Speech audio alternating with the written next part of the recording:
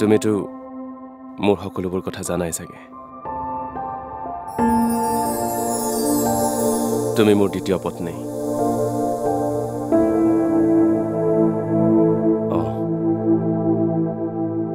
এইটো সঁচা যে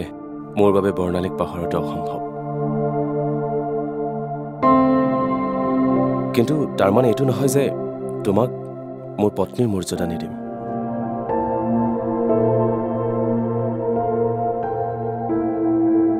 কি হ'ল তুমি একো কোৱা নাই যে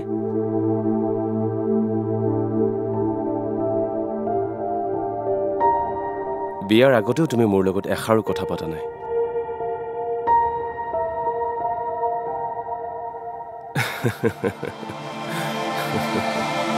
তোমাৰ ভয় লগা নাই নে এতিয়াৰ পৰা তুমি মোৰ লগত গোটেই জীৱন থাকিব লাগিব যদি মই বেয়া মানুহ হয় তেতিয়া এই ঘৰখন মোৰ বৰ মৰমৰ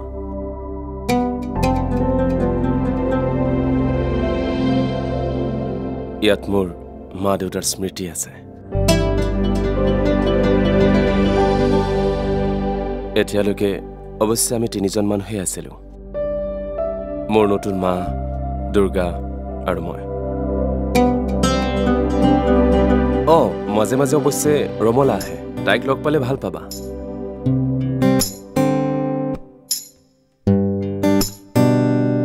আৰু মায়ে যি কয়